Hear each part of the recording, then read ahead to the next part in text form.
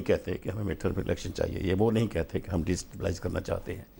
لیکن آپ یہ بھی تو دیکھیے کہ جب یہ تاثر کم و بیش پختہ ہو گیا کہ نواز شریف ڈٹ گئے ہیں تو ان کی کریکٹر ایسیسینیشن کا سلسلہ بھی شروع ہو گیا. جس طرح زرداری صاحب کے پرانے کیسز نکال کر اچھالے گئے اور ان پر کیچڑ اچھالا گیا، اب نواز شریف کے خلاف کیسز نکلنا شروع ہو گئے ہیں اور اب انہیں کہا جا رہا ہے اوکے آپ -1 نہیں مانتے تو پھر -2 کے لیے تیار ہو جائیں.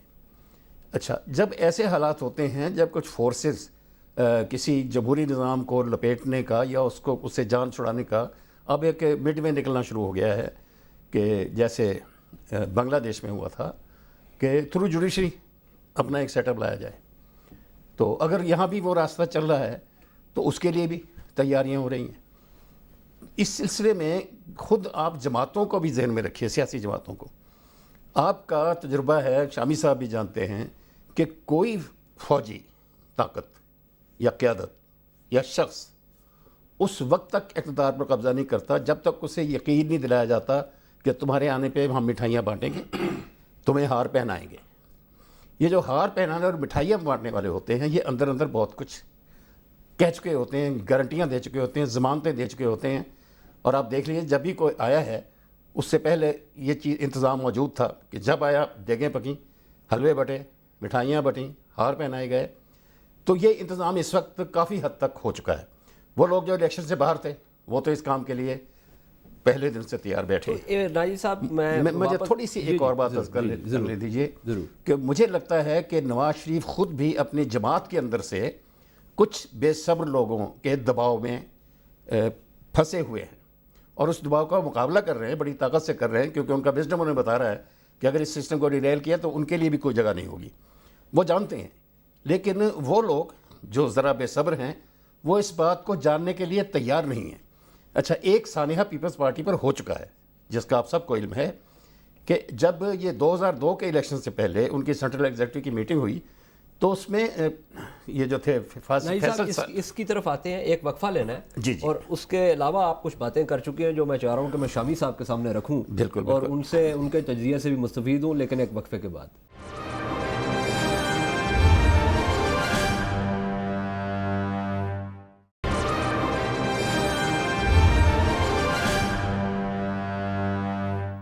سیاسیات میں خوش آمدید. پاکستان کی عمومی صورتحال کے حوالے سے بات ہو رہی ہے اور یہ جو صدر آصف علی زرداری کا معاملہ ہے اور کافی ساری باتیں جو ہیں پہلے سیگمنٹ میں ان کی طرف اشارہ اور کنایا ہوا. کوشش کریں گے کہ اب ان کو ڈائریکٹلی جو ہے وہ ہینڈل کرنے کی بات کریں. شامی صاحب، نجم صاحب نے بھی تفصیل سے کچھ باتیں کی. ناجی صاحب نے تو کہا کہ یہ جو اس معاملے کی جو ایک وہ زمین اس کے لیے پدری جو ہے وہ تقریباً ہو چکی ہے. یہ کیا معاملہ ہے؟ یعنی ہم اگر ملک کی عمومی صورتحال دیکھیں تو کیا آپ یہ سمجھتے ہیں کہ ہم اس کے متحمل ہو سکتے ہیں جس طرف یہ معاملہ جا رہا ہے؟ جیسے دیکھیں، میں ایک بات عرض کروں گا. جو سیٹھی صاحب نے کہا ہے نا، بسط ادب مجھے اس سے اختلاف ہے. میں سمجھتا ہوں اسٹیک ہولڈرز صرف 2 ہیں. اچھا، ایک حکومت، ایک اپوزیشن، بنیادی. باقی سب کا رول ثانوی ہے. جب تک ان کے درمیان تفرقہ نہیں ہوگا اس وقت تک دوسروں کو اپنا رول ادا کرنے کا موقع نہیں ملے گا، لچ تلنے کا موقع نہیں ملے گا. صحیح، یہ اصطلاح بہت اچھی ہے. میں ایک وضاحت، جو آپ یہ کہہ رہے ہیں کہ میڈیا کے حوالے سے بھی جو بات ہوئی یا باقی جو ایکٹرز ہیں ان کے حوالے سے بات ہوئی، یہ اس وقت مصروف عمل ہوں گے جس وقت یہاں پہ جو ہے تفرقہ پڑ جائے. ہاں جی، ٹھیک. دیکھیے، آپ تاریخ دیکھ لیں اپنی. غلام محمد کے وقت سے لے کر آپ آ جائیں لغاری صاحب تک، جب بھی پتہ کے پرویز مشرف تک، میں اس کی بات نہیں کر رہا، میں دوسری بات کروں. درست. ہمیشہ جو ہے وار ہوا ہے اس وقت جب اپوزیشن جو تھی اور حکومت کے درمیان فاصلہ پیدا ہو گیا.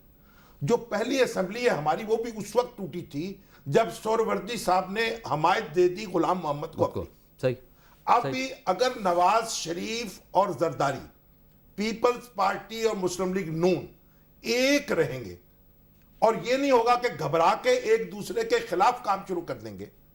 اور یہ جو فائلیں انہوں نے بات کی نواز شریف صاحب کی آ رہی ہیں پرانی، یہ کہاں سے آ رہی ہیں؟ آیا یہ وہاں کہیں آسمان سے آ رہی ہیں یا کہیں زمین سے آ رہی ہیں؟ اس کا جواب ہے نہیں، آپ جواب اپنی باری پہ عرض کریں نا، میری بات مکمل ہونے دیں. میں یہ کہتا ہوں، مجھے اس کی خبر نہیں ہے، لیکن اگر ہم ان چیزوں میں الجھ گئے اور یہ لوگ الجھ گئے، پھر جوڈیشری بھی اپنا کام کرے گی، پھر فوج بھی اپنا کام کر سکتی ہے یا خاموش رہ سکتی ہے، اور میڈیا جو ہے وہ بھی کرے گا.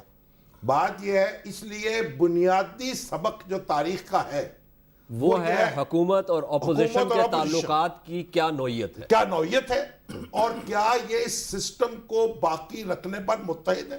دیکھیں ایک بڑی کہتے تو یہ ہر ایک عملاً دیکھیے اس کا امتحان کب آئے گا. آصف علی زرداری صاحب پر جتنے مقدمات ہیں، میں کہتا ہوں نواز شریف صاحب پر بھی جتنے مقدمات ہیں، آج کے قائم ہوئے ہیں. 10 سال 8 سال 7 سال ہو گئے. اگر 97-98 میں چلا ہوا مقدمہ آج تک فیصلہ نہیں ہو سکا تو قیامت آ گئی کوئی، اور 4 سال اور نہیں ہوگا تو قیامت آ جائے گی کیا؟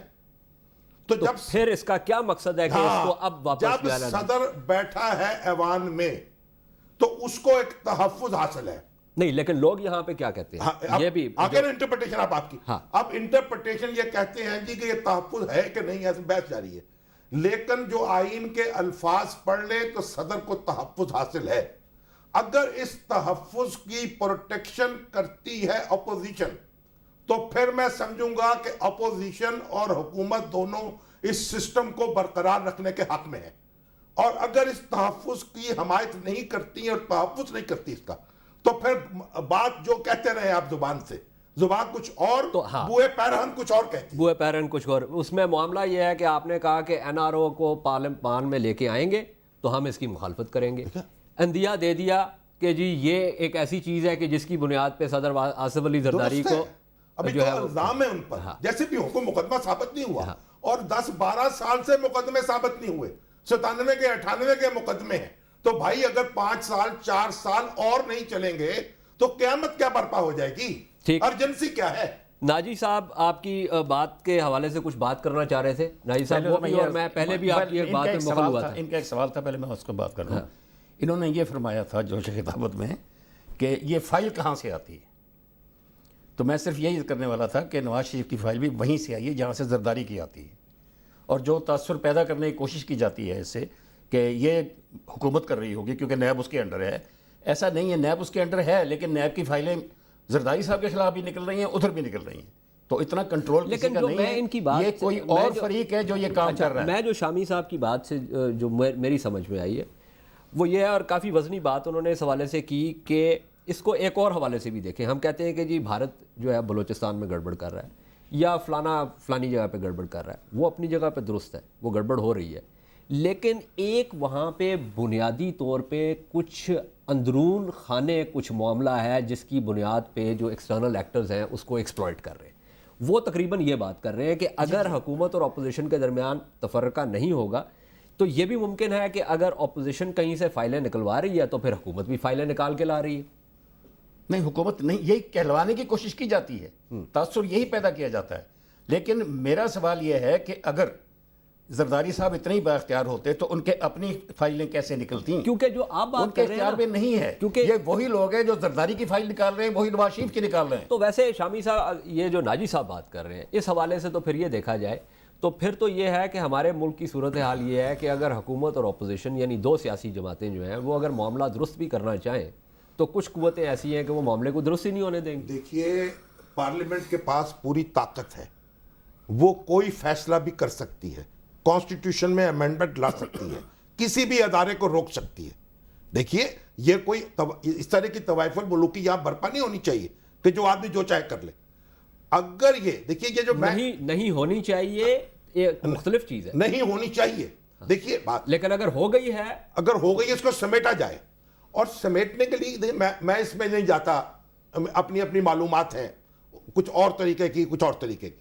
میں کہتا ہوں ایک فائل زرداری صاحب کے الزامات آئے، اب نواز شریف صاحب پر الزامات آ رہے ہیں. کہاں سے آ رہے ہیں، کون لا رہا ہے، لیکن نتیجہ اس کا کیا ہوگا؟ نتیجہ یہ ہوگا کہ نواز شریف صاحب یہ سمجھیں گے کہ یہ پیپلز پارٹی لا رہی ہے، اور پیپلز